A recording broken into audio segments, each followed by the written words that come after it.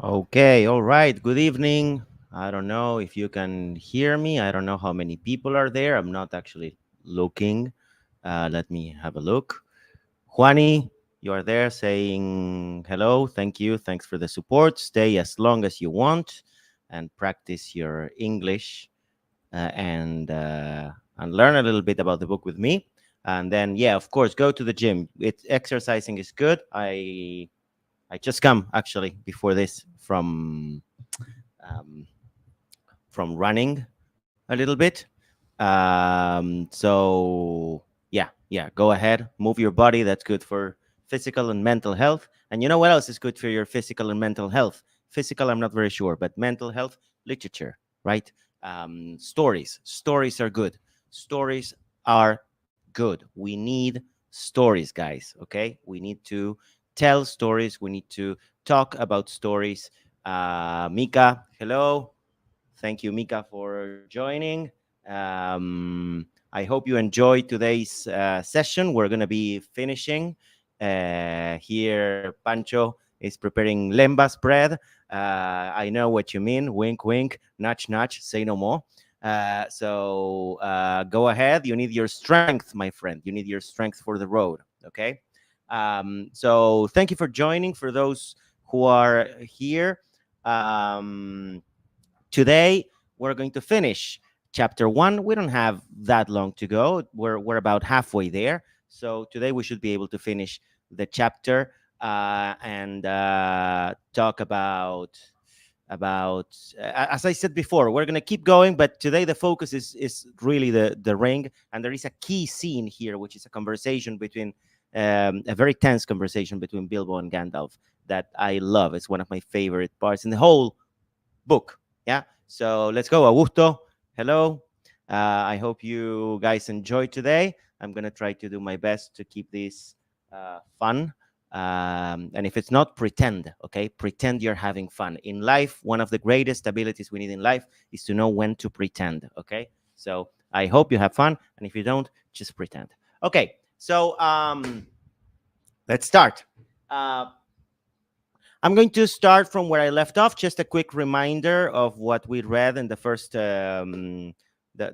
part of chapter 1. Right, we meet Bilbo again after 60 years, I think, after the events of the Hobbit, and we know that Bilbo is pretty much unchanged. Right, that he apparently hasn't got old. I was telling that in the movie we saw Ian Holm, right, with already white hair, but in the book it says he was pretty much unchanged. Okay, so the what we can assume is that actually that's not Ian Holm, but what's the name of the actor in The Hobbit? Uh, oh, can't remember the name of the actor, guys. Can anybody tell me? Otherwise, I'll just Google it.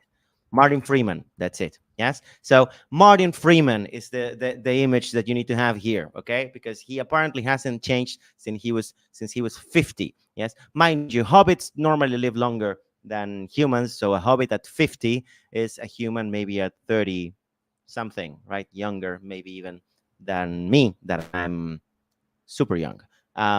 So virtually unchanged physically. Yes, and people talk about it and they say it isn't natural. Yeah, so we saw that, and then we saw that Bilbo was going to celebrate his 111th birthday. Right, he did, with a special party along with his nephew that he had adopted, Frodo. Right, we don't know a lot about Frodo except that he adopted him. And in the party, Bilbo makes a speech and disappears, and there is a flash, yes, of lightning, and he disappears, and people say, oh, this guy's mad. Yes, he's crazy.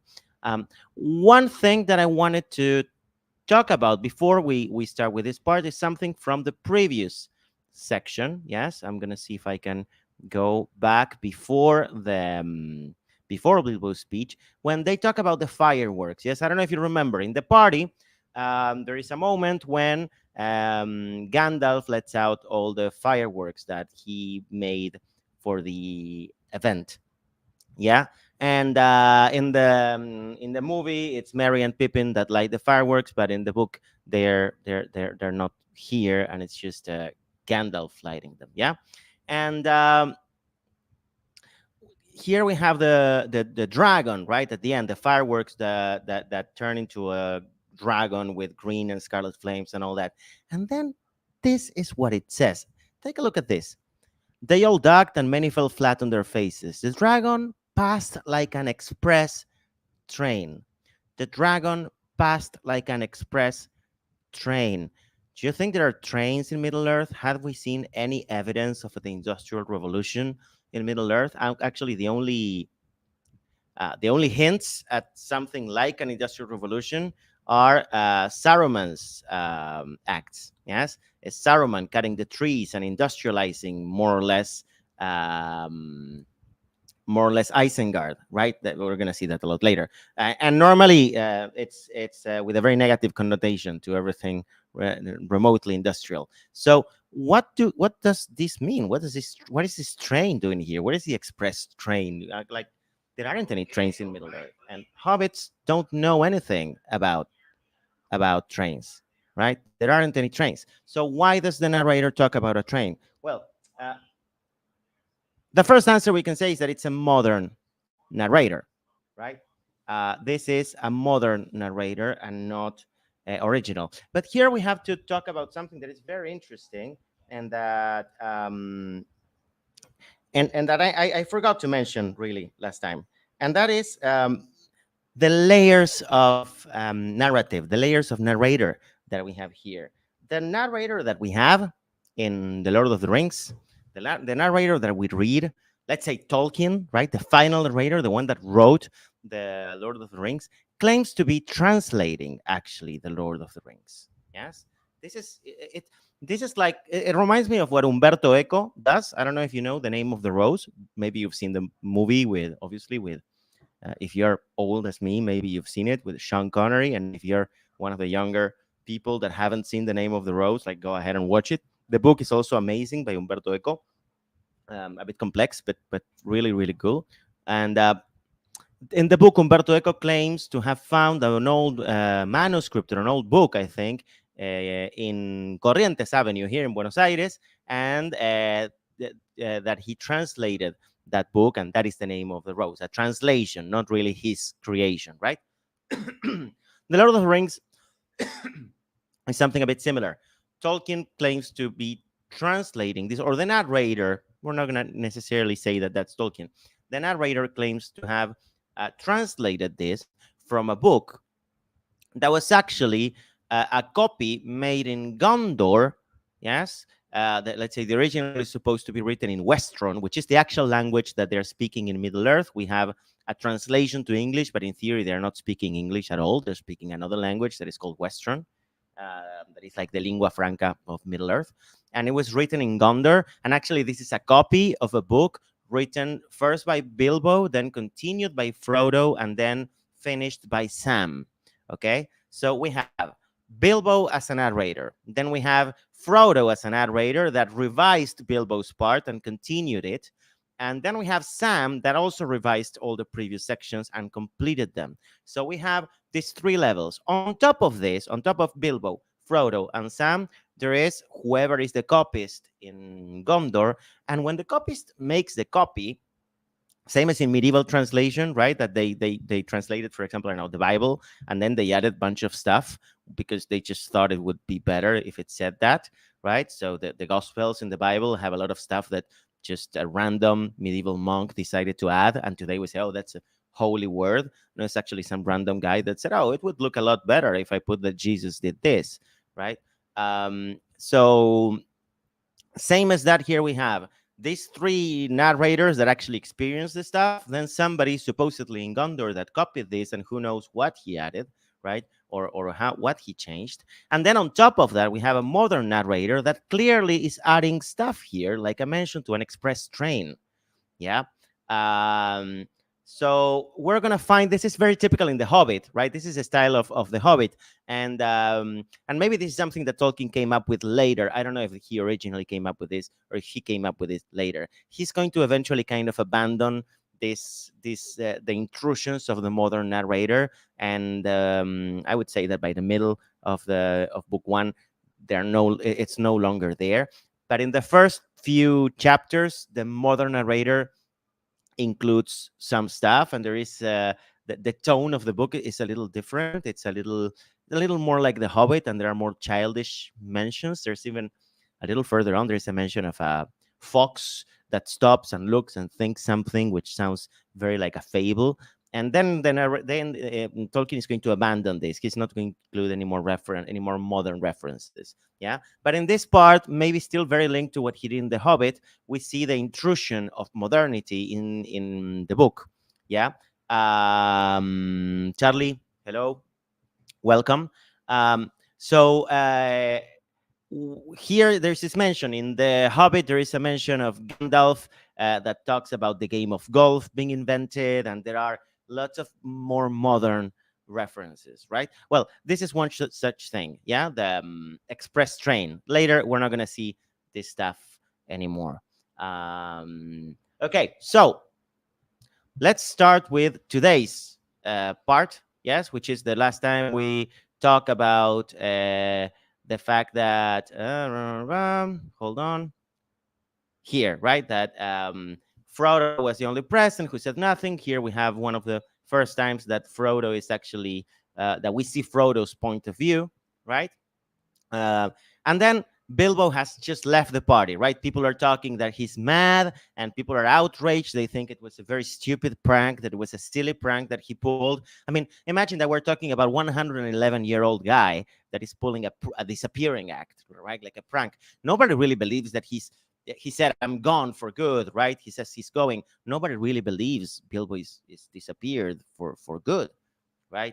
They just think that it's a stupid joke for an 111-year-old guy to make, and of course, as good hobbits, they resort to drinking and eating more to wash down the bad taste.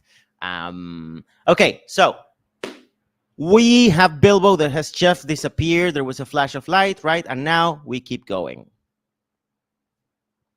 As for Bilbo Baggins, even while he was making his speech, he had been fingering the gold ring in his pocket. His magic ring that he had kept secret for so many years. As he stepped down, he slipped it on his finger, and he was never seen by any hobbit in Hobbiton again. He walked briskly back to his hole and stood for a moment listening with a smile to the din in the pavilion and to the sounds of merrymaking in other parts of the field. Here, let's remember that he disappeared and he made a speech in front of his closest relatives and his family. Anyway, I think it was 144 people, so it was a lot of people. But there's a lot more people that don't even know that he disappeared, that they're still in the middle of the party having fun. Yeah. Then he went in. He took off his party clothes, folded up, and wrapped the tissue paper his embroidered and wrapped in tissue paper his embroidered silk waistcoat. This is pronounced waistcoat, not waistcoat. I just found out today. And put it away. Then he put on quickly some old and tidy garments and fastened around his waist a worn leather belt. On it, he hung a short sword in a battered black leather scabbard. From a locker drawer, smelling of mothballs, he took out an old cloak and hood. They had been locked up as if they were very precious, but they were so patched and weather stained that their original color could hardly be guessed. It might have been dark green. This is the hood that I don't remember now which of the dwarves gave him this hood, but one of the dwarves gave him this hood, and this is the hood that he wore in The Hobbit, right? And the sword and all the things that they're mentioning here, the stuff that he brought back from his adventure. Yeah. They were rather too large for him.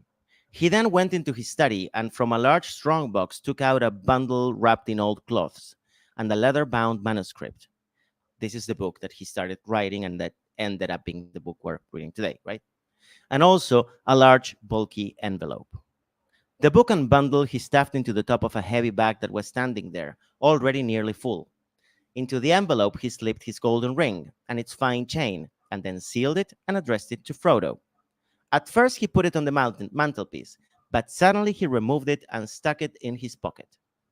At that moment the door opened, and Gandalf came quickly in. "Hello," said Bilbo. "I wondered if you would turn up." "I'm glad to find you visible," replied the wizard, sitting down in a chair. I wanted to catch you and have a few final words. I suppose you feel that everything has gone off splendidly and according to plan? Yes, I do, said Bilbo, though that flash was surprising. It quite startled me, let alone the others. A little addition of your own, I suppose? It was. You have wisely kept that ring secret all these years, and it seemed to me necessary to give your guests something else that would seem to explain your sudden vanishment. And would spoil my joke. You're an interfering old busybody, laughed Bilbo. But I expect you know best, as usual. Um, the addition of Gandalf fireworks, the Gandalf flash of light, is probably what justifies everybody from what makes everybody think that this is just a stupid prank, right? Bilbo's plan apparently was just to disappear in front of everybody, which would have been a lot more shocking, right? The flash that flash of light is what makes the disappearance look like a prank, like a joke, right? And well, Gandalf has probably good reason for that. Yeah. Um, I do when I know anything, he says, right? He's expect you know best as usual. I do when I know anything, but I don't feel too sure about this whole affair. It has come now to the final point. You have had your joke, unalarmed or offended most of your relations, and given the whole Shire something to talk about for 9 days, or 99 more likely. Are you going any further? Yes, I am. I feel I need a holiday, a very long holiday. As I have told you before, probably a permanent holiday. I don't expect I shall return. In fact, I don't mean to, and I have made all arrangements. I am old, Gandalf. I don't look it, but I'm beginning to feel it in my heart of hearts. Well preserved indeed, he snorted. Why, I feel out thin, sort of stretched, if you know what I mean. Like butter that has been scraped over too much bread. That can't be right. I need a change or something, right? Okay, this is a super famous phrase. It's also in the movie, he says the same thing, right? Um, it's the metaphor is very hobbitish, right? It's a metaphor that uses food, so it's a very hobbitish metaphor. And this idea, right, of butter scraped over too much bread. It's as if, I don't know, his life has been stretched too thin over too many years, maybe. His by his life, I'm not sure if he means the years of his life, but his life force, right? His vital energy, right? They're going to say sometime later that the ring does not give new life; it just stretches your life, right? So this idea that the butter is not enough for so much bread, that his life is not enough for the years that he's starting to be living, right? So he looks unchanged, well preserved indeed, but he doesn't feel unchanged. He actually feels quite changed, right? He doesn't feel right. And he needs to make a change because it doesn't feel right. He does feel old, okay? Gandalf looked curiously and closely at him. No, it does not seem right, he said thoughtfully. No, after all, I believe your plan is probably the best. Now, another comment. After all, I believe your plan is probably the best. That means that probably Gandalf originally thought this plan was not for the best. Why? We don't know. Maybe he didn't want Bilbo going away and he wanted to have him in the Shire where he could keep an eye on him. I don't know. But apparently Gandalf didn't believe originally that this was a good plan, and now he's like reconsidering and going like, no, after all, I believe your plan is probably for the best. Well, I've made up my mind anyway. I want to see mountains again, Gandalf. Mountains, and then find somewhere where I can rest in peace and quiet without a lot of relatives prying around and a string of confounded visitors hanging on the bell. I might find somewhere where I can finish my book. I have thought of a nice ending for it. And he lived happily ever after to the end of his days. Gandalf laughed. I hope he will, but nobody will read the book, however it ends. This is Gandalf poking fun, right? Uh, oh, they may in years to come. Frodo has read some already as far as it has gone. You'll keep an eye on Frodo, won't you? Yes, I will. twice as often as I can spare them. He would come with me, of course, if I asked him. In fact, he offered to once, just before the party, but he does not really want to yet. I want to see the wild country again before I die, and the mountains. And he's still in love with the Shire, with woods and fields and little rivers.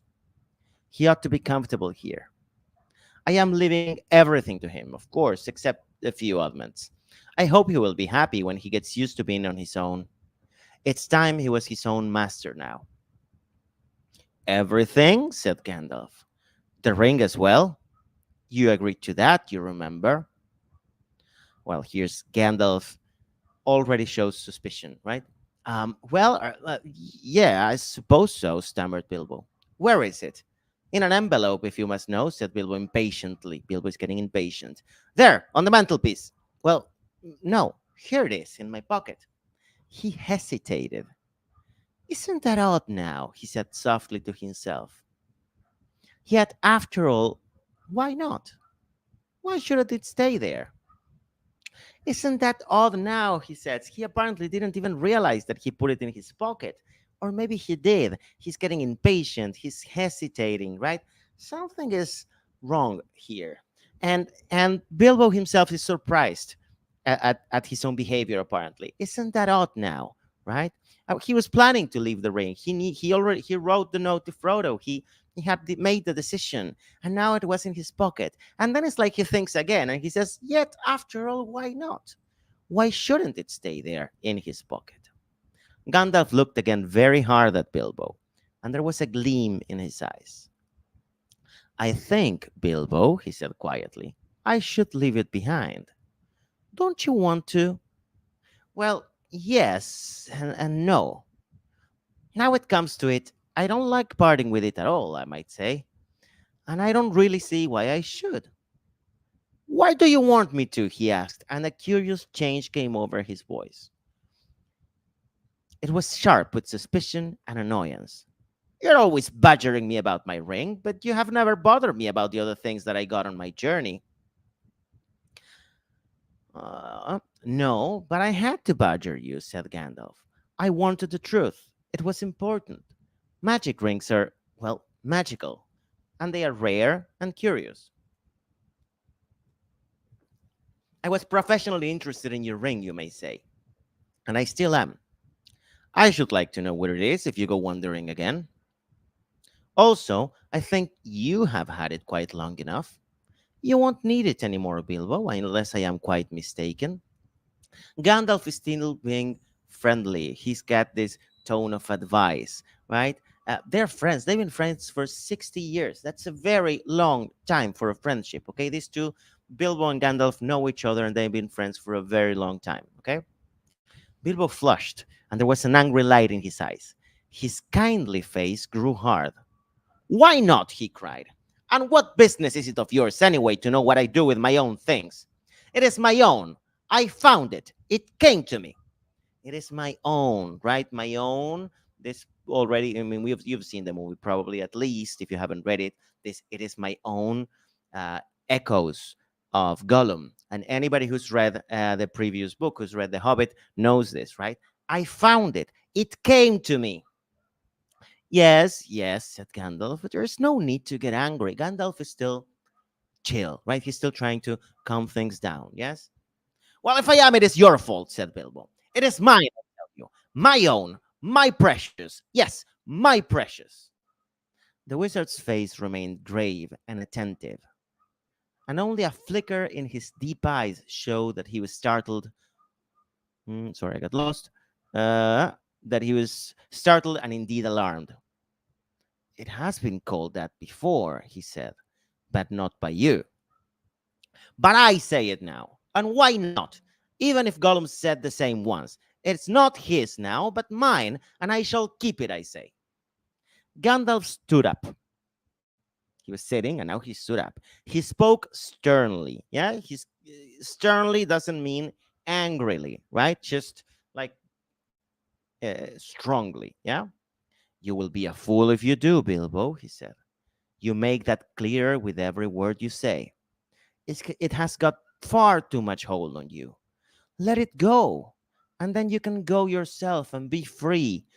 Gandalf is still appealing to Bilbo. I'll do as I choose, and I go as I please, said Bilbo obstinately. Now, now, my dear hobbit, said Gandalf. All your long life we have been friends, and you owe me something. Come, do as you promised. Give it up. Gandalf applies now, let's say, takes the friendship card, right?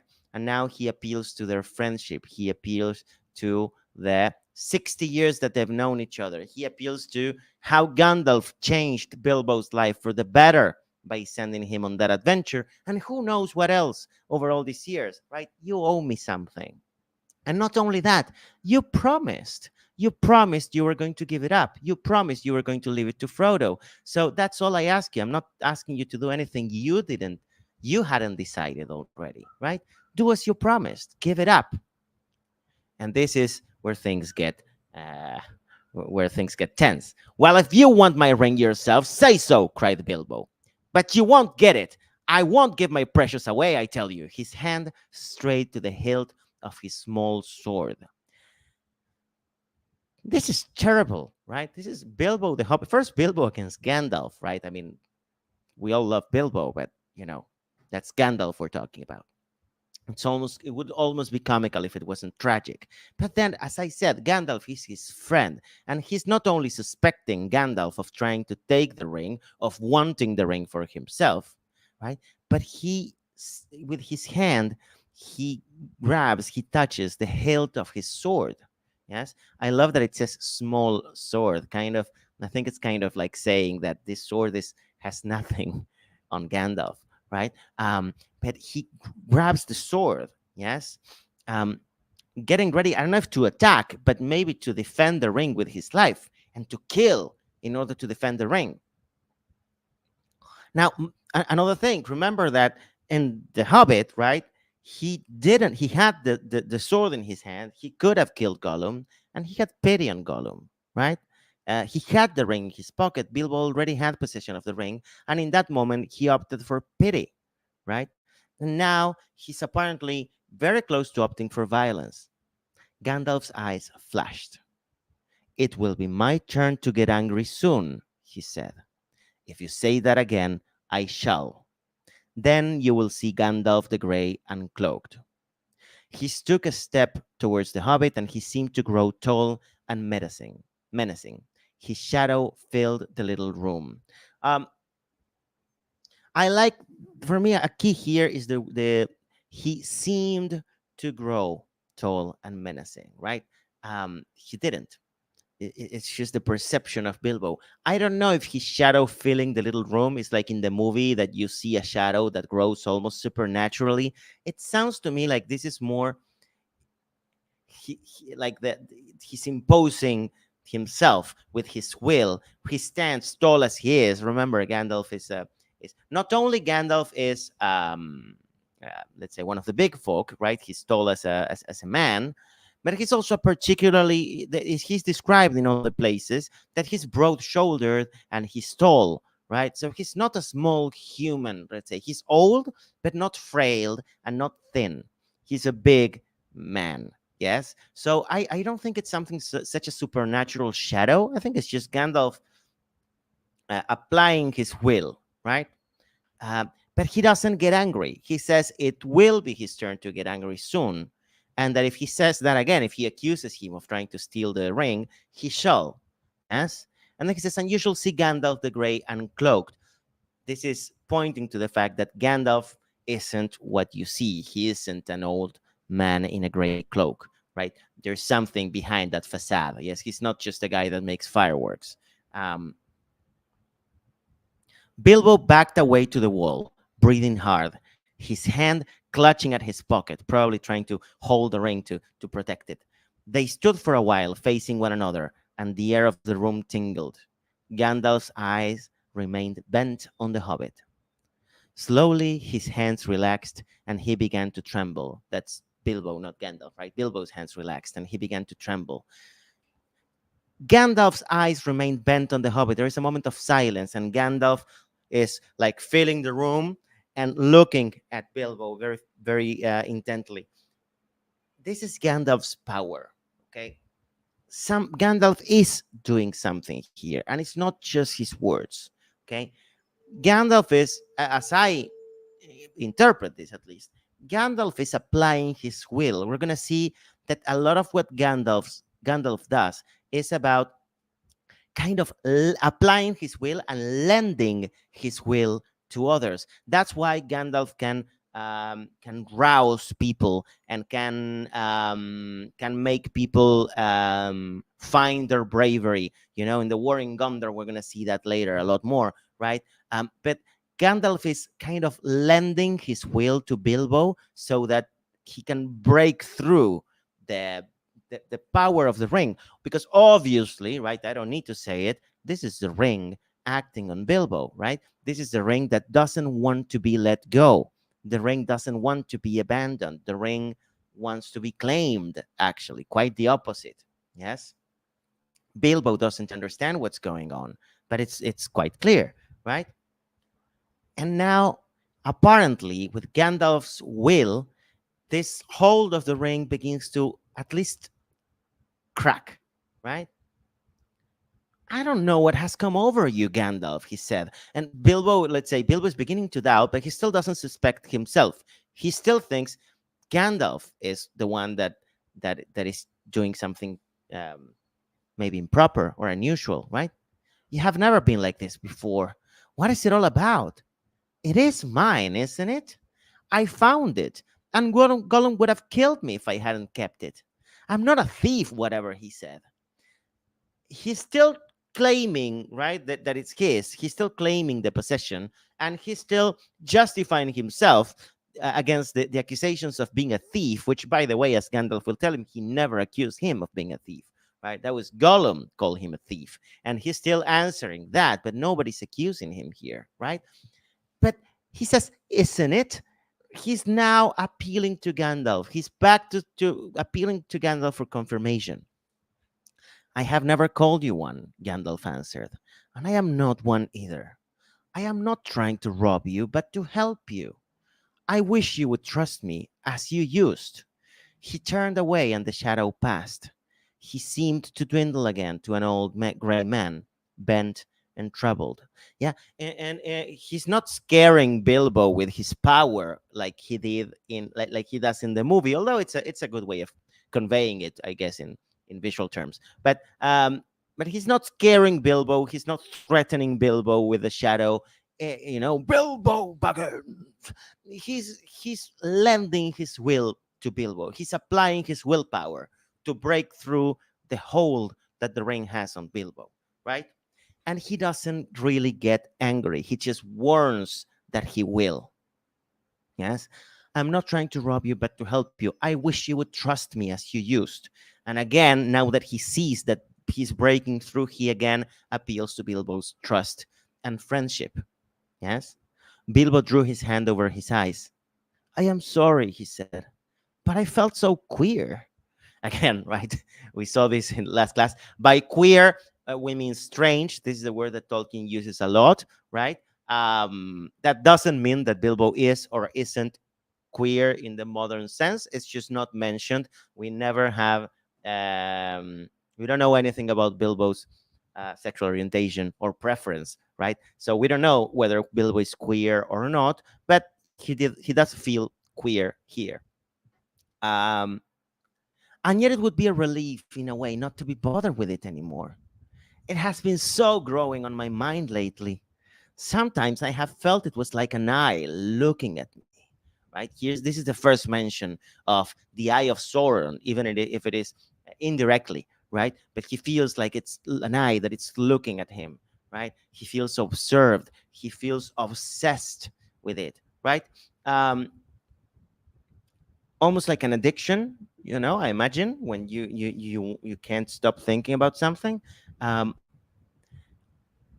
and I am always wanting to put it on and disappear, don't you know? Or wondering if it is safe and pulling it out to make sure. I tried locking it up, but I found I couldn't rest without it in my pocket. I don't know why. And I don't seem to be able to make up my mind. Bill was finally realizing that something queer, something wrong is going on, that this is not normal, that this is not himself, that he's not being himself, and that the ring is a weight on his shoulders, that he would feel better if he could just let it go. Yes? Then trust mine, said Gandalf. His mind, right? Can make up a mind. Then trust mine. It is quite made up. Go away and leave it behind. Stop possessing it. Give it to Frodo, and I will look after him. Again, Gandalf continues with not only convincing him with words. I do believe that Gandalf um, is helping Bilbo with his power, yeah, with his willpower. Bilbo stood for a moment, tense and undecided. Presently, he sighed. All right, he said with an effort. I will. Then he shrugged his shoulders and smiled rather ruefully. After all, that's what this party business was all about, really. To give away lots of birthday presents and somehow make it easier to give it away at the same time. It hasn't made it any easier in the end, but it would be a pity to waste all my preparations. It would quite spoil the joke. Indeed, it would take away the only point I ever saw in the affair, said Gandalf. Very well, said Bilbo. It goes to Frodo with all the rest. He drew a deep breath. And now I really must be starting, or somebody else will catch me. I have said goodbye, and I couldn't bear to do it all over again. He picked up his bag and moved to the door. And now Gandalf says, like, hey, wait a minute. Ameo, pera. Wait a minute. You have still got the ring in your pocket, said the wizard, right? Oh, well, so I have, cried Bilbo. And my will, and all the other documents, too. You had better take it and deliver it for me. That will be safest. No, don't give the ring to me, said Gandalf. Put it on the mantelpiece. It'll be safe enough there till Frodo comes.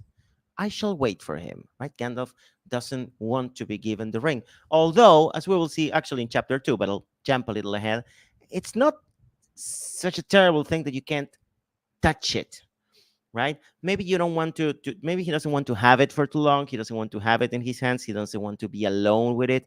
But Gandalf is going to hold the ring. He's going to grab the ring and touch it in another great chapter, which is chapter 2, right? So it's not that you touch the ring and you immediately become possessed by it or something, right? You have to actually kind of claim possession of the ring. You have to claim ownership of the ring. But probably Gandalf obviously wants to avoid the temptation that the ring would imply. Yeah. Bilbo took out the envelope, but just as he was about to set it by the clock, his hand jerked back and the packet fell on the floor. Before he could pick it up, of course, here's two. Before he could pick it up, the wizard stooped and seized it and set it in its place. So he grabbed, not the ring directly, but he did grab the envelope, and Gandalf didn't become an evil bastard, right? Immediately. He just put it on the mantelpiece. A spasm of anger passed swiftly over the hobbit's face again. Suddenly, it gave way to a look of relief and a laugh. Yes, it's like he let go. A huge weight was taken off his shoulders. Gandalf needed to give him maybe this final help of actually helping him put it in its place. Yes, a little bit he did take it away, Gandalf, from him in a way that he helped him with the final act. Yes, and put it on the mantelpiece. Well, that's that, he said. Now I'm off. They went out into the hall. Bilbo chose his favorite stick from the stand. Then he whistled. Three dwarves came out of different rooms where they had been busy. Is everything ready? Asked Bilbo. Everything packed and labeled? Everything, they answered. These are random dwarves. These are not where, I mean, they could be very good friends of Bilbo, but we don't know anything about them. They're just random dwarves that are always, they always talk about them in plural as dwarves. They don't have names. They even answer in unison, apparently, right? So they're just placeholders. They could be anyone, right? They're just, I think they just symbolize Bilbo's friendship with the dwarves and his connection to the Lonely Mountain and all that, right? But they're not his companions or anything. Well, let's start then. He stepped out of the front door. It was a fine night, and the black sky was dotted with stars. See how the narrative shifts now, right? From this very tense moment that we come from, yes, Now everything looks relaxed is not the word, but I don't know what the word would be. Um, I have the word loose in my mind, right? But it's like all this tension has finally let up. That's the word I wanted to say. Yes. Um, and now there is space. Yes, from the crowded little room of Bagend. Yes, at least little for Gandalf, where just Gandalf stands up and he fills the whole room, and it's a little. The scene is almost claustrophobic, right? And tense with them looking at each other. Now they go out, and the sky is black and dotted with stars. There is air. He looked up, sniffing the air. What fun! What fun to be off again, off on the road with dwarves. This is what I have really been longing for years. Goodbye, he said, looking at his old home and bowing to the door. Goodbye, Gandalf. Goodbye for the present, Bilbo. Take care of yourself. You're old enough and perhaps wise enough. Take care. I don't care. Don't you worry about me. I am as happy now as I have ever been, and that is saying a great deal. But the time has come. I am being swept off my feet at last, he added, and then, in a low voice, as if to himself, he sang softly in the dark. The road goes ever on, down from the door where it began. And now far ahead the road has gone, and I must follow if I can, pursuing it with eager feet until it joins some larger way where many paths and errands meet, and whither then I cannot say. Love this little poem, by the way. Um, Another thing um, about the dwarves. Yes, again, he says, I love that he says, like, going out on the road with dwarves, and these are just random dwarves. I wish we knew anything about them. That would make them more real characters, right? It's almost like a dwarf fetish that Bilbo has. Oh, going on the road with dwarves. I don't care which ones. I just want dwarves. Give me dwarves, right? So it's like a dwarf fetish, apparently, of being on the road with dwarves. Probably not, but that's what it seems like. Yeah. Um, Something about giving up the ring is that, with the exception of Sam Gamgee, and it's a relative exception, and that's going to happen um, 3 books from now. So who knows if we'll even get there. But with the exception of Sam Gamgee, Bilbo is the only person that was actually able to let go of the ring. Yeah. um the ring, people compare the ring with, I don't know, a symbol for um greed, or even addictions to different things, right? But Tolkien always said that he didn't like any allegories, and that there are no allegories here to anything. The ring is magical, and the ring is evil, has Sauron's will in it, and it burrows into the mind. Yes. Supernaturally. Yes. We can totally interpret this, and we can try to associate it to things we know, but this is supernatural. Yeah. um, how does the ring do this? That's another good question that we can ask, right? How does the ring do this? And every time, we'll see later, when we see the ring's influence on Bilbo, how does the ring do it? Does the ring have a will of its own? Is the ring doing it on purpose? Is it choosing in which moment to do these things? Is it on purpose twisting Bilbo's mind? Or is it kind of a automatic mechanism that the ring burrows into your mind more and more and more, and then it's like a ring of fire, like Johnny Cash would say, on your mind all the time? um, is the ring sentient, is the question, right? I think here, or at least thinking. um, I don't think so, but maybe some there is some intention, maybe, in the ring. Not necessarily sentient or intelligent, but there is, I think, a general intention. That is actually Sauron's general intention. And the intention is to get back to its master. Yes?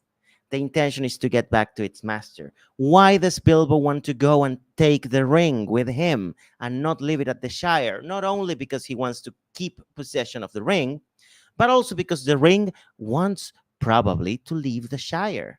It would make a lot of sense that the ring wants, so to speak, or that Sauron wants the ring to leave the Shire, not because Sauron knows that the ring is in the Shire, but definitely Sauron wants the ring to get back to him, and it's going to be a lot easier to find if Bilbo is out there alone. Yes, going in his general direction, right? So, um, I'm not going to say that the ring is sentient or intelligent or that it has a will of its own, but it does have a part of Sauron's will, and therefore the ring will try to manipulate anyone that takes possession of the ring to um, to get back to its master. And if it can't, it's going to abandon that person, like it did Gollum and like it did Isildur. Yes, the ring abandons those that are not going to take it back to his master, but if it can, it will try to make the owner take the ring back, even making the owner of the ring claim possession, right? Claiming it as their own is a way of of um, of doing that. Yeah. Okay, let's keep going. We have just a little bit more to go, I think. He paused, silent for a moment. Then, without another word, he turned away from the lights and voices in the field and tents, and followed by his three companions, went round into his garden and trotted down the long sloping path. He jumped over a low place in the hedge at the bottom and took to the meadows, passing into the night like a rustle of wind in the grass. Gandalf remained for a while staring after him into the darkness. "Goodbye, my dear Bilbo. Until our next meeting," he said softly, and went back indoors. Frodo came in soon afterwards and found him sitting in the dark, deep in thought. "Has he gone?" he asked. "Yes," answered Gandalf, "he has gone at last. I wish, I mean, I hoped until this evening that it was only a joke," said Frodo, "but I knew in my heart that he really meant to go. He always used to joke about serious things.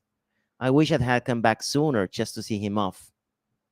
"I really think he preferred slipping off quietly in the end," said Gandalf. Probably what Gandalf means here is, I think it's better that you didn't see what the scene that I saw, right? "Don't be too troubled. He'll be all right now. He left a packet for you." This ominous, "he'll be all right now." Yes, mysterious. "He left a packet for you. There it is." Frodo took the envelope from the mantelpiece and glanced at it, but did not open it.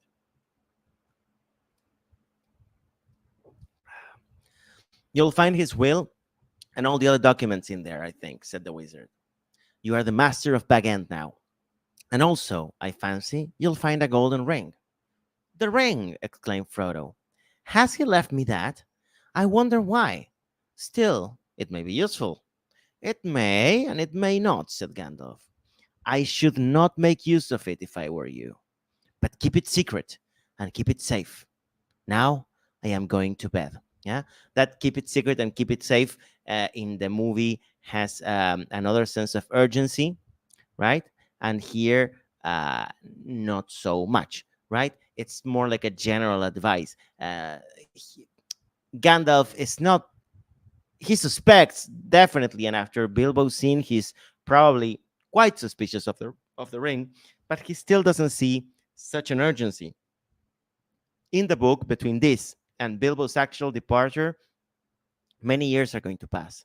I don't remember how many. I will see that later. But like a long time, more than 10 years at least, will pass, or more, between this moment. I think like 20 years will pass, and the moment when Frodo, Ringo, Ringo Starr, the Hobbit, right? You have Bilbo, Frodo, and Ringo. Um, so Frodo, the time that Frodo actually leaves, it's going to be like, I think, 20 years or something like that. So we're still a long time away from that. Gandalf still is not that sure, right? And so things don't precipitate so much here. Yeah. Okay. There's this little 3 stars. So now what comes here? What comes here is kind of a more funny section. Yeah. uh, that I don't know if we're gonna cover all of it because it's long, and we have the part that I think I'm going to skip over a little bit, if you guys don't mind. Yes, where it talks about all the presents that Bilbo left for different people of his family, right? For Adelar took for his very own from Bilbo an umbrella because Adelar had carried off many unlabeled ones. Yes, so he leaves many presents for people, and the presents that he leaves for people are all kind of jokes. Yes, this is very typical of hobbits. Hobbits are all the time teasing one another. They're pulling each other's legs. They are making fun of one another. So most of the presents he leaves are good natured, in good fun. But he's making fun of people. Of course, the Sackville Bagginses are the ones that you remember that I told you that hobbits don't have two surnames except the Sackville Baggins. But why the Sackville Bagginses have two surnames? Probably because they feel very dignified. They come from the Sackvilles and the Bagginses, and it's like, those people in I don't know, in San Isidro or around, that have two surnames, right? And are, I don't know, Perez Saavedra or whatever, because we come from the Perez of I don't know what and the Saavedras of Sarasa. So we use both surnames to show because we're important families and they feel important. That's why they have their two names, right? Well, it's a bit like that. The Sackville Bagginses feel very dignified and very important, which is unusual for hobbits. Hobbits normally don't take themselves too seriously. That's why nobody likes Lobelia, and that's why nobody likes the Sackville Bagginses in general, because they take themselves way too seriously, and hobbits don't like that very much. Yeah. Okay. So I'm going to skip this part over a little bit. This is still the gifts. Yeah. Beep, beep, beep, beep. Okay. I'm going to rush over to, where are we? Here. Actually, I'm going to keep going, but I'm going to take a 5 minute break or less. Yes. We're going to do a little pause and I'll keep going. I don't know if we'll finish the chapter. I will decide that in these 3 minutes while I go to the bathroom and come back. Yeah. So I'll be right back. In the meantime, while I'm gone and I will come back, remember, ta-da, cafecito. I cannot put the link here. I don't know how. I'm very, very dumb with all this stuff. But you can go to cafecito.app/Leonarte, which is my user, and you can buy me a cafecito. It says buy me a Mago Fail because I am trying to keep it thematic, right? So it's a mago fail, but it's a cafecito. I've been preparing this. I've been reading. I'm here sharing all this with you. So if you want to give me some retribution, let's say, if you want to buy me a mago fail, so I can buy actual food at the end of the month, which is which is would be great if I had money to buy food, because right now my fridge is kind of full, but for example, I don't have milanesas, and I would love to have to buy milanesas. So if you want to help me buy a kilo of milanesas de pollo, chicken milanesas, so I can have milanesas with mashed potatoes, which is something that I love, buy me a cafecito. I'll be back in a moment.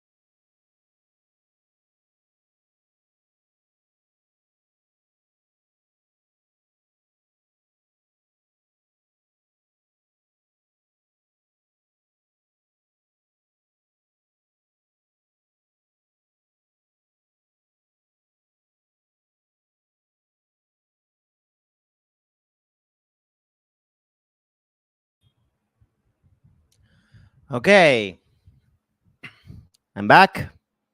Um, we have just a little bit more to go, so a few more minutes.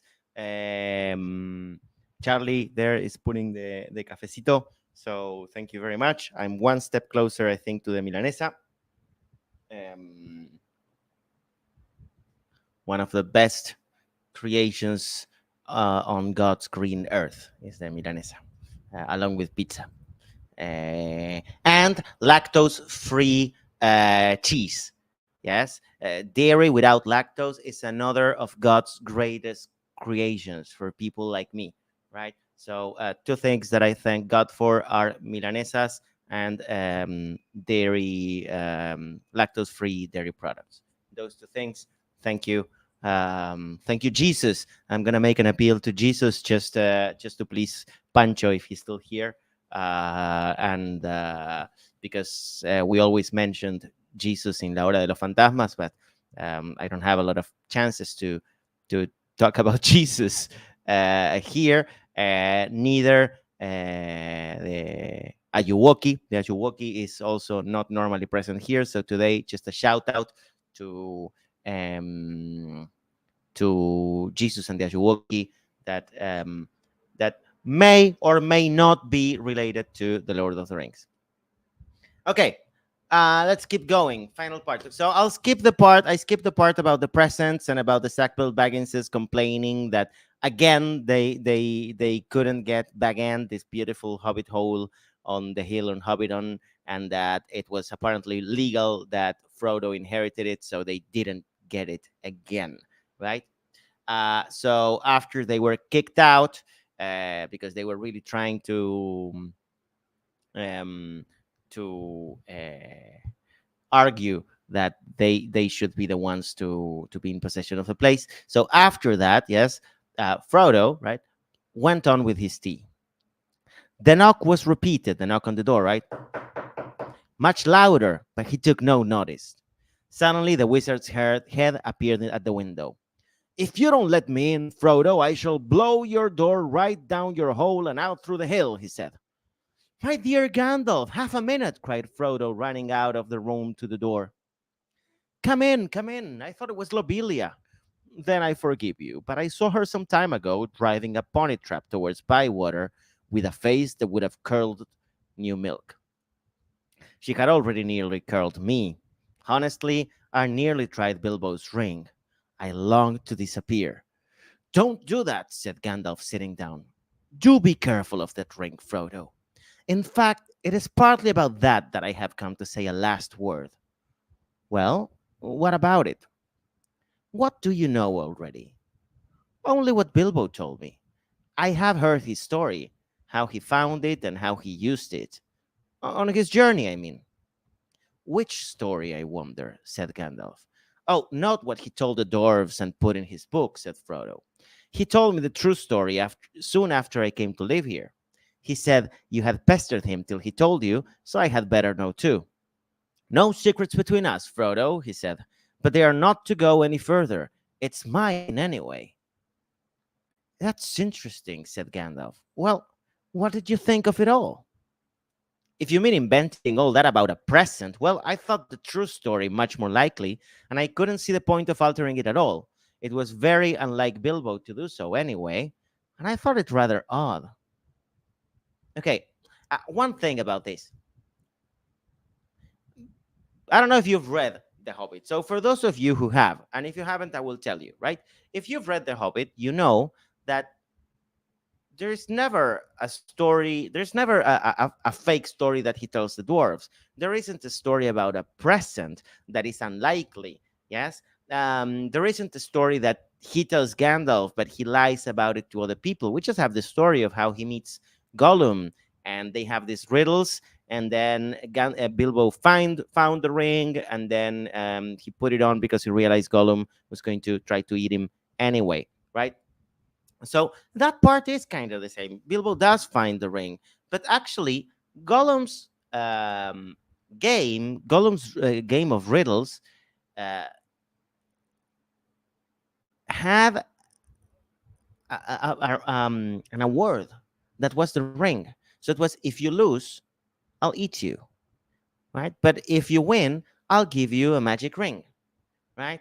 And originally in The Hobbit, this was um, the word for winning the game, and that is why um, Bilbo will use this, right, to justify in front of the to justify himself in front of the dwarves, right, by claiming it was a present. Yes, but Tolkien later, and I'm talking about 10 years after the original publication of the Lord of the Ring of the Hobbit, changed it. Yes, he was already writing the Lord of the Rings, and he changed it to the story we all know. Yes, in which this idea of the present or the this of giving the ring doesn't exist, because Tolkien was already thinking about a different. He already had a different idea for the ring, right? And it wouldn't have made sense that Gollum would have given him the ring if he had won, right? This wouldn't be coherent. This wouldn't be logical. So he retconned it and he changed it. Yes, but originally that was the story, and that's what they're making a reference to here. Okay. Um, so I thought it rather odd. So did I, but odd things may happen to people that have such treasures if they use them. Let it be a warning to you to be careful with it. It may have other powers than just making you vanish when you wish to. I don't understand, said Frodo. Neither do I, answered the wizard. I have merely begun to wonder about the ring, especially since last night. No need to worry, but if you take my advice, you will use it very seldom or not at all. At least I'll beg you not to use it in any way that will cause talk or rouse suspicion. I say again, keep it safe and keep it secret. Apparently, he's been thinking overnight, and now he says it again, and there's an exclamation mark. He's being um, he's being more emphatic. You're very mysterious. What are you afraid of? I'm not certain, so I will say no more. I may be able to tell you something when I come back. I am going off at once, so this is goodbye for the present. He got up. At once, cried Frodo. Why, I thought you were staying on for at least a week. I was looking forward to your help. I didn't mean to, but I have had to change my mind. I may be away for a good while, but I'll come and see you again as soon as I can. Expect me when you see me. I shall slip in quietly. I shan't often be visiting the Shire openly again. I find that I have become rather unpopular. They say I'm a nuisance and a disturber of the peace. Some people are actually accusing me of spiriting Bilbo away, or worse. If you want to know, there's supposed to be a plot between you and me to get hold of his wealth. Some people, exclaimed Frodo. You mean Otho and Lobelia, the Sackville Bagginses. How abominable. I would give them back and everything else if I could get Bilbo back and go off tramping in the country with him. I love the Shire, but I begin to wish, somehow, that I had gone too. I wonder if I shall ever see him again. So do I, said Gandalf, and I wonder many other things. Bilbo gave him food for thought, right, with his actions. Goodbye now. Take care of yourself. Look out for me, especially at unlikely times. Goodbye. Frodo saw him to the door. He gave a final wave of his hand and walked off at a surprising pace. Probably surprising for what appears to be an old man, right? But Frodo thought the old wizard looked unusually bent, almost as if he was carrying a great weight. The evening was closing in, and his cloaked figure quickly vanished into the twilight. Frodo did not see him again for a long time. Okay, so that concludes, my friends, chapter one, a long expected party of of the Rings. There is a clear parallel, right, between the unexpected party of the first chapter of the Hobbits and the long expected party of the first chapter of the Lord of the Rings. In the unexpected party, Bilbo disappears for all intents and purposes, right? And for what everybody in the Shire knows, he just vanishes and he reappears a year later with all these riches and all that.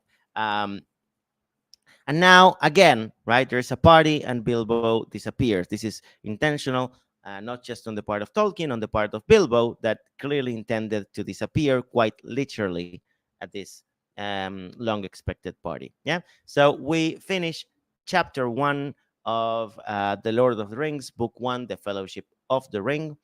I hope that you enjoyed it. I hope that you've learned something, and I hope that I had given you some tools to keep reading, some keys to keep reading the Lord of the Rings. Whether we continue with the Lord of the Rings or whether we read something else is something that we're going to talk about. Um, I'm going to think during the week, and I'm going to ask you on Instagram, and you're free to answer. And the idea is to keep reading the Lord of the Rings, but also maybe not. Maybe we just read the first chapter, and then next week, the Bilbo Baggins Reading Club can read something else, right? So I'll think about it, depending on what I want and depending on what you guys want. Yes, if people tell me, no, we want the Lord of the Rings, keep going, Lord of the Rings or death, I'll keep going. Otherwise, maybe something else. Anyway, for today, thank you very much. And I hope to see you all next week. Same channel, probably same time, I guess, same day. Bye bye.